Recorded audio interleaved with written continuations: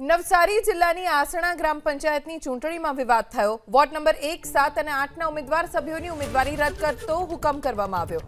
ઉમેદવારોના ઘરમાં શૌચાલય અંગે વાંધો ઉઠાવીને ઉમેદવારી પત્રક રદ કરવામાં આવ્યું, પરંતુ સવાલ એ છે કે પ્રથમ શૌચાલય યોગ્ય હોવાનો દાખલો તલાટીએ જ આપ્યો હતો। ફેર તપાસમાં શૌચાલય અયોગ્ય હોવા અંગેની નોટિસ પણ તલાટીએ ફટકારી। ઉમેદવારી પત્રક રદ થતા ત્રણેય સભ્યોએ ચૂંટણી અધિકારીને આવેદનપત્ર આપીને હુકમ અંગે ફેરવિચારણા કરવા અપીલ કરી। ત્રણ વ્યક્તિના ફોર્મ કેન્સલ કરવામાં આવ્યા છે।